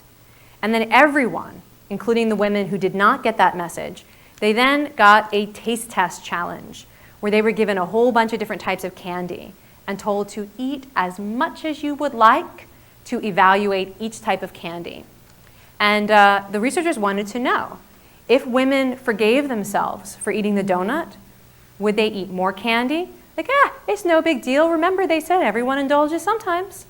Maybe I'll eat the whole box of candy. Or would they be more likely to stick to their goal of health or weight loss? And what they found was that the women who got the self-compassion message ate 28 grams of candy. The women who ate the donut and did not get the message to forgive themselves ate 70 grams of candy. This is a lot. I think a Hershey's Kiss is something like 3 grams. So you could think 70 grams is a lot of candy. They didn't actually need to eat that much for a taste test. And so and there's a lot more research on this, but basically this approach of self-compassion when you experience a setback is so key to recovering and getting back on track. So this is what self-compassion looks like. First of all, there's mindfulness. You have to be willing to feel what you're feeling instead of trying to escape it. So if you notice that you're feeling guilty, you need to notice, okay, this is what guilt feels like. If you're feeling disappointed, I'm aware that I'm feeling disappointed. If you're feeling stressed out, this is what stress feels like. It's very much like that surfing the urge technique. But we're going to add to that. We're not just surfing our feelings, but we're also going to remind ourselves of common humanity, that whatever you did, you are not the only one. Just like me, everybody sometimes regrets what they did out of anger. Just like me, everybody sometimes is late because they got distracted. Whatever the thing is that you're starting to beat yourself up about, make it not about you, but about the human condition. People are terrified that this will license them to be bad. But you are not 2-year-olds who need to be punished and told how bad you are. It's actually quite the opposite. When we remember that our own failures are part of being human, we actually find our strengths again. And this is, if you think this is counterintuitive and not true, be like a scientist. Try it out. I think you will be surprised. And the last part is, talk to yourself like you would talk to a loved one. So if your loved one had a setback, would you be like, you lazy idiot, you might as well give up now, what's wrong with you? They won't be your loved one for long if you talk to them like that. And to actually say to yourself, you know what, you really care about this. Okay, so you were late on it and you missed an opportunity. Well, you have another chance. Go do it. Or, okay, so you said something you didn't mean to your son and now you think you're the worst parent in the world. You care about that relationship. Apologize, take a deep breath, and go reconnect. And all these ways that where we can use self-criticism to take us further away from our goals, we can also mentor ourselves and be a good friend to ourselves. Okay, so those were the 5 mistakes we make, just in review. First of all, we sometimes use our own good behavior to license bad behavior. I highly discourage that. We expect to be a different person tomorrow, and it's so important to recognize that tomorrow is going to be just as real as now is. And you are going to be the recipient of everything that you do for yourself or do to yourself. We confuse wanting for happiness. And if you can start to pay attention to that, to notice what wanting feels like, and it is not the same thing as happiness, that is itself a kind of willpower skill. And your brain will eventually learn not to pursue the things that promise happiness but don't deliver. We try to control our inner world instead of our actions. That's that feeling of I can't quit smoking until I don't have a craving, or I can't do this thing that I'm scared of until I'm no longer anxious. But when we actually decide to accept thoughts and feelings we can't control and commit to actions anyway, that's when change becomes very possible. And finally, we use guilt and shame as motivation. Doesn't work. Don't feel guilty if you do it, but try self-compassion instead. Okay, so here's what's on my mind right now. They told me to stop at 9, and it's 9 o'clock now. So I'm just going to check in. You can go on. I mean, the one thing I would say is we sometimes run to 2 hours, so why don't you try and wrap up in 15, 20 minutes? Oh, I can do it in less than 15 or 20 great. minutes. Okay. This will be short. This is just me improvising now a little bit. So I mentioned that since I know you guys are a tech community, I wanted to share with you the things that have been rattling around in my brain. I get a lot of phone calls from people who are working in technology and also terrified of technology. Today I did an interview for an article about how dangerous technology is and how do we get people off their devices. And last week I talked to a company that's trying to use technology for good. Okay, so I'm very interested in the fact that there is a big spread right now in how we're thinking about technology. I also work for the company Super Better. You guys, some of you know my sister Jane McGonigal, who's the game designer for Super Better. And this is a company that is trying to produce games and social media and online programs to help people deal with really difficult situations and make change. So I'm in that world, but I'm also a little bit skeptical about the effects that technology can have in supporting behavior change or undermining it. So here are the things that I've been thinking about in all these conversations and in my direct experience with helping people try to develop programs or technology. And the first is we are not as easily gamed as people seem to think we are. At a recent conference that I was at for health and technology, some guy who runs a company that will go unnamed got up to talk about all these amazing games right now that are available to help people make difficult changes. And they weren't even games that this company was producing, but he was like, look at this. In this game, you can like earn rewards that can be traded in for this and that, so that you'll actually exercise, or you'll actually stop smoking, or you'll do these other things. And he'd go through all these games, and finally someone in the audience was like, oh, I see you created an account on your slide for that game. What's it like to actually play it? And he's like, oh, well, I just created the account, but I didn't actually, I never went back. And that is actually what I hear more than anything from people who try to use games to change difficult things. Programs that will give you kind of fake rewards rather than deep intrinsic rewards for doing something that if you really wanted to do it, you'd already be doing it. And talking to people who've designed these programs, the people will like get very excited about downloading it in the same way that people will make New Year's resolutions. But the follow through is pathetic. Even for programs where there are there are all these programs that also have penalties. Like if you don't do what you say you're going to do, they're going to charge you money. Even then, pathetic follow through, because we need something more motivating often than what technology is providing, if that's the only reward or punishment that's happening. And an example that I think can help people understand this is, if you think about like a game that's going to help you lose weight and what you could possibly get out of that game, like leveling up, or getting a badge, or even winning money. Okay, so compare that, or maybe you'll be ashamed, and there's that thing that will tweet out your weight every day so that your friends know if you're gaining weight. Okay, so think about those sort of little rewards and punishments compared to the absolute stigma of actually being obese in this society. You think about people who wake up who are obese, and you think about the desire they have to not be obese, and the actual punishment they experience every day. And do we actually think that we're going to create something in a game that is more motivating than the fact that people treat you like dirt every day of your life? And I think we greatly underestimate that there are competing motivations for what we are doing, and it is not easy to game behavior change. That we are doing what we're doing because there is something stronger than some sort of easy reward driving it. And to appreciate that if you want to create a game to support behavior change, you have to tap into something that's real. And many of you know this already, but it still continues to surprise me how artificial a lot of these games and programs are that would work if the change weren't hard, right? Like you can get people to floss by paying them and all that kind of thing. But when it's really hard, this type of program does not seem to be as effective, at least in its most in its most limited ways. There are ways that are more effective. Okay, so here's the second point. We need to be nagged. Most technology is not intrusive enough yet. And no, it's true. Some of you know this. I know you guys are working on being more intrusive, but you sign up for a program online, or you download an app, and then you never use it. You need the technology to reach out and slap you, or text you, or do something else. Or maybe it needs to text your friend, and your friend has to actually in person ask you about your challenge. If technology is not intrusive, people ignore it. Again, it's this attrition problem. And so I know people are working on this, but I just think we aren't doing it nearly enough. And at Stanford, one of the most effective technologies that they created was just simple text messaging, where you ask people, what do you want to do?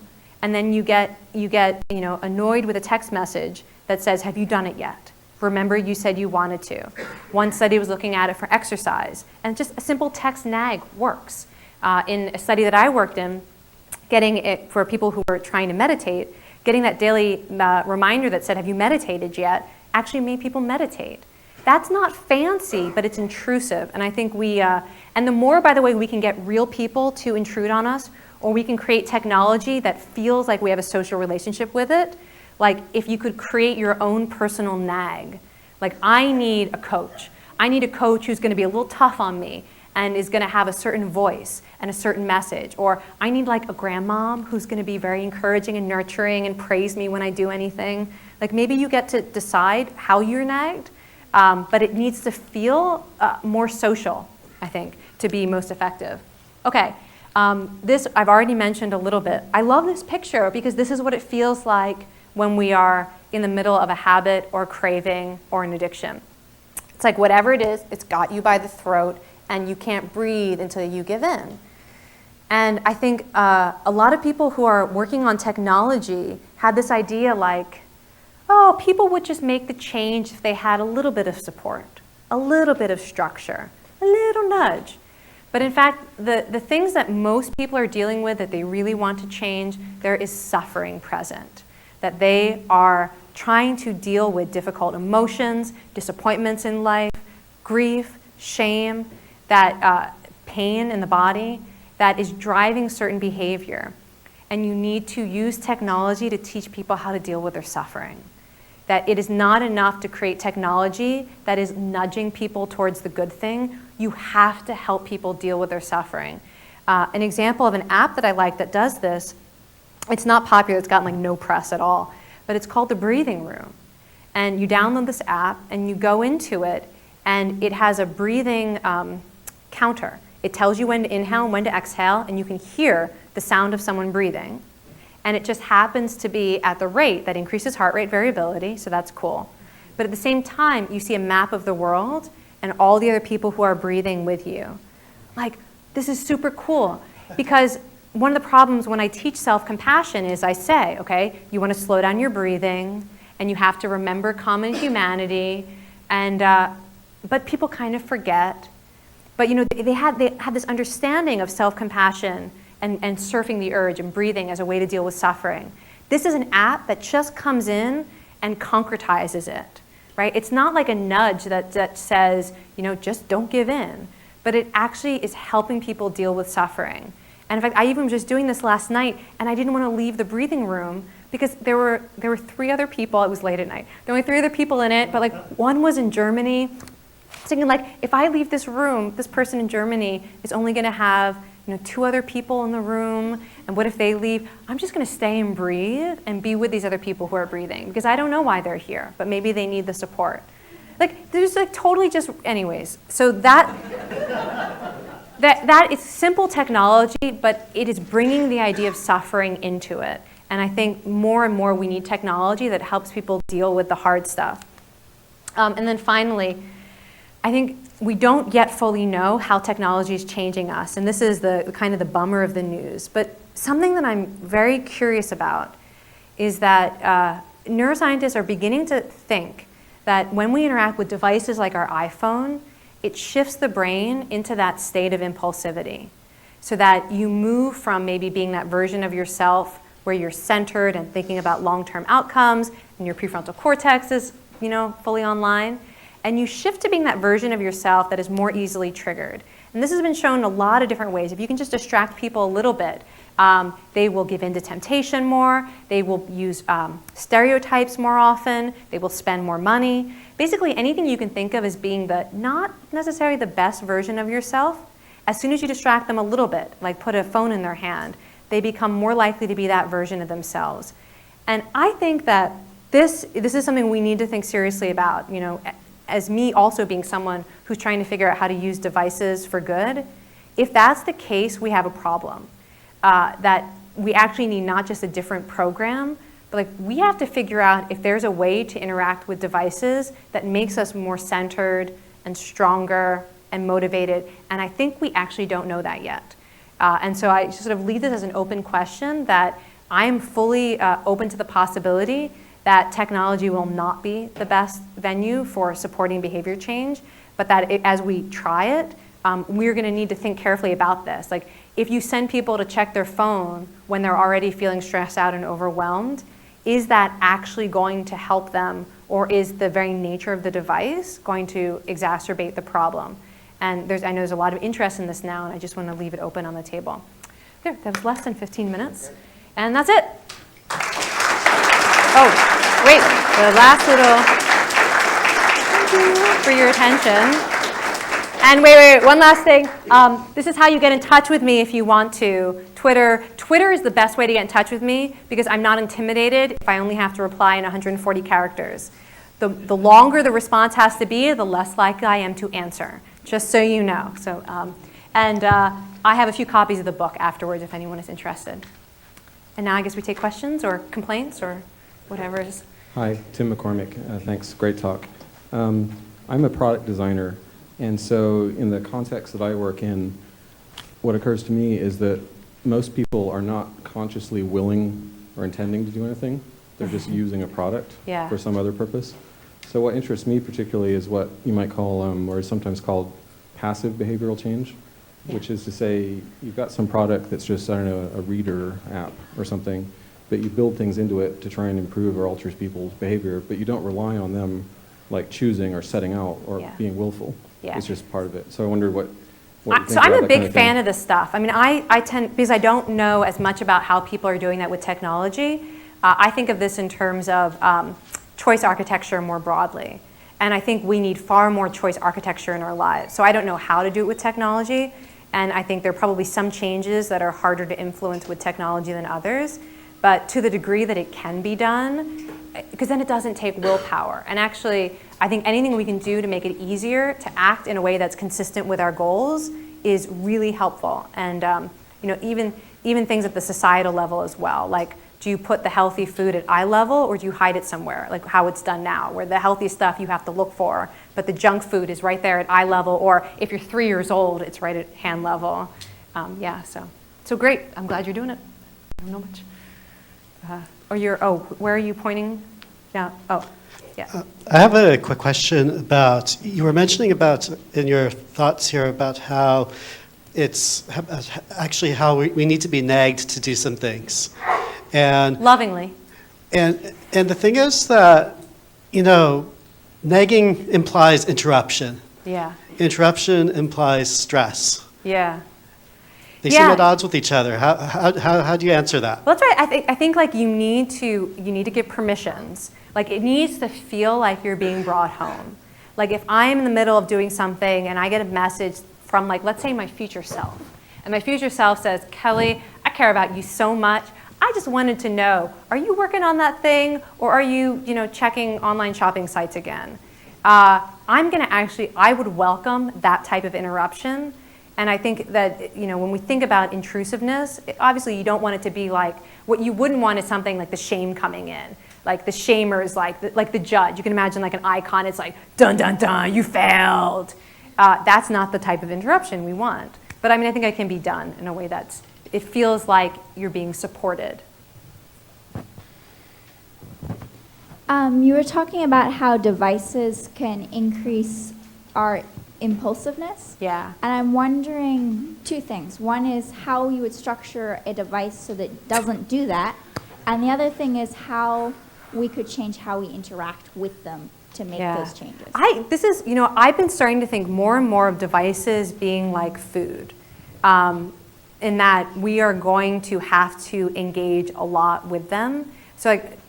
I preface that because a lot of times, people get excited about taking a device holiday, and you should set rules, like you're going to fast from your device for a certain period of time, or you'll just be happier if you give up email altogether.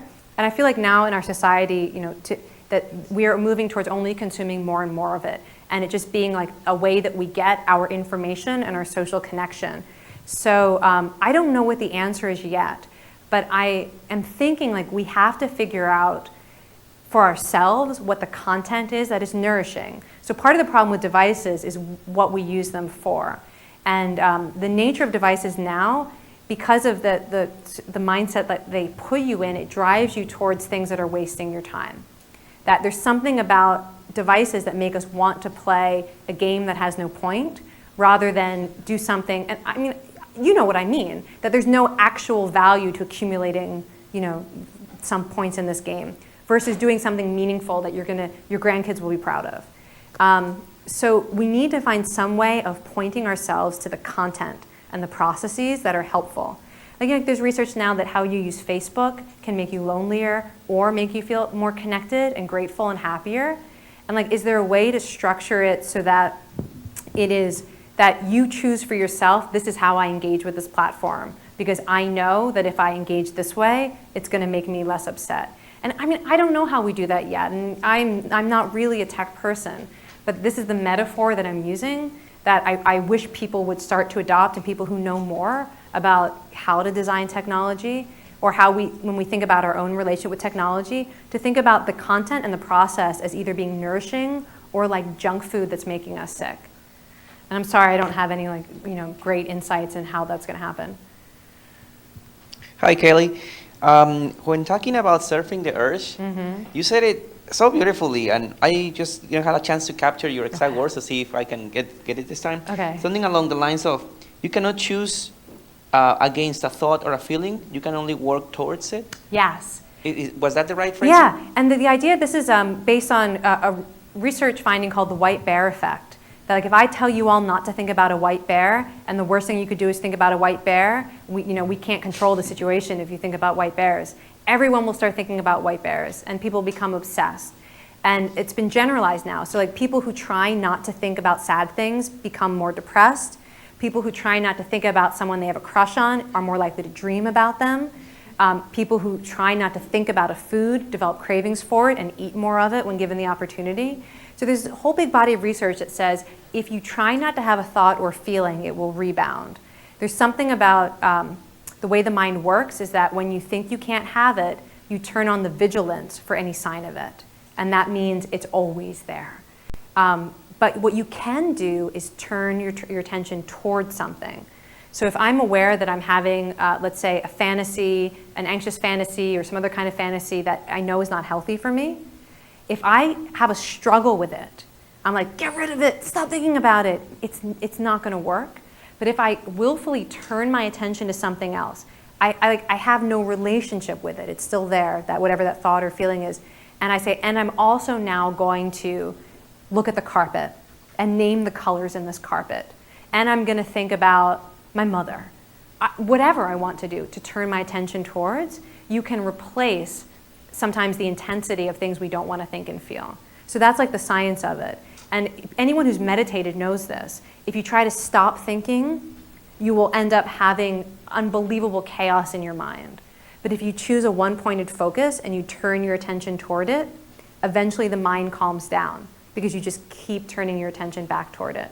Does that make sense? So, yeah, actually, with your explanation, it seems like it's not turning my attention towards the feeling or towards the craving, but towards something else while acknowledging that the feeling is there? Yes. So you turn your attention towards it first so that you're accepting of it. That is there. So I work a lot with people who have chronic pain, for example, and this works really well for pain and physical sensations. So let's say that I have a backache right now. If I try to block it out, be like, oh, I can't deal with this pain, I'm actually going to sensitize that pain and feel it more. So the way it would work is I would say, okay, I'm going to notice what pain feels like. I'm going to try to actually look at it, like somehow sensorily look at it. This is what pain feels like. This is my back. But I'm not going to stay with it. Okay. I'm just going to look at it, and you don't want to ruminate on stuff. It's like you just want to witness it. It's like a little kid who's like, mommy, mommy, mommy. You're like, yes, I see you. Okay, now I'm going to go do something else too. And right, but if you just keep ignoring, like, get off me, leave me alone, I'm trying to do something else, the kid's going to get angrier and louder. So it's you attend, and then you broaden, and you turn your attention away. That's the surfing the urge. Fantastic. And then, oh, sorry. Oh yeah, sorry, I could go on. We have great conversation. You can tell I'm passionate about this. Sorry. Just to share the wealth. So one of the things you talked about was manipulating signals in the environment to trigger dopamine, which triggers action. Can you use that technique to help people who have Parkinson's? They desperately need more dopamine. I don't know if that's been done, but an interesting study that has been done is using a placebo. I mean, the way that it works is you give them a real drug that triggers, that increases levels of dopamine in the brain. And then you stop giving them the real drug and you give them a placebo, and the brain will produce dopamine from the same neurons that are supposedly incapable of producing dopamine. So, I mean, that's not what you asked, but to me that suggests that it's somehow maybe possible that the system can be manipulated. But actually, the more interesting research with Parkinson's, I mean, this is not good news, but a lot of people who are given the dopamine increasing drugs for Parkinson's develop addictions and compulsions.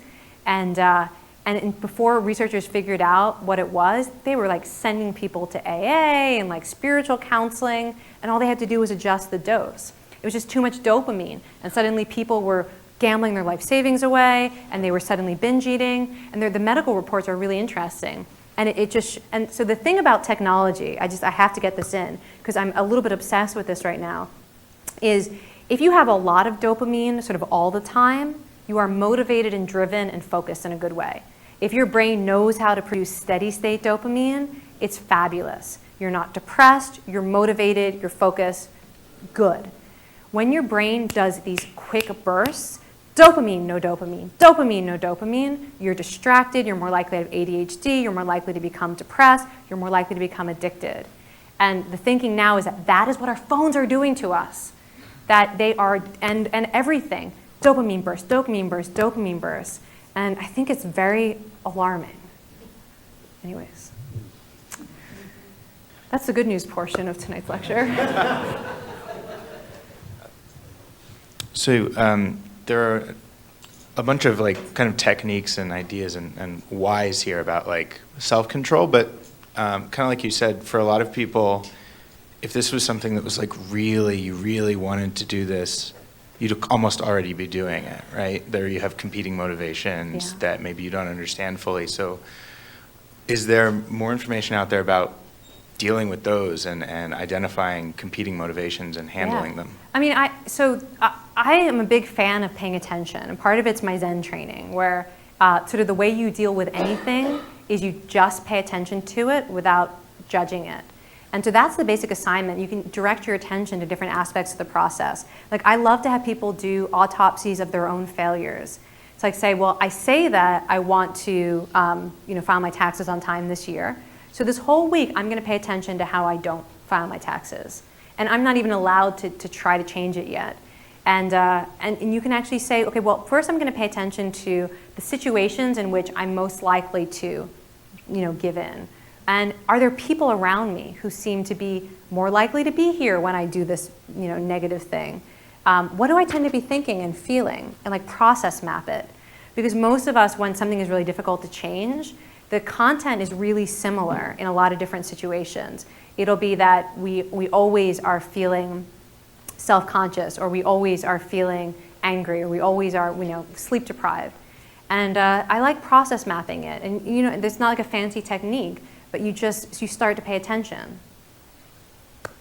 So I think we should, I believe that the conversation could go on a lot longer.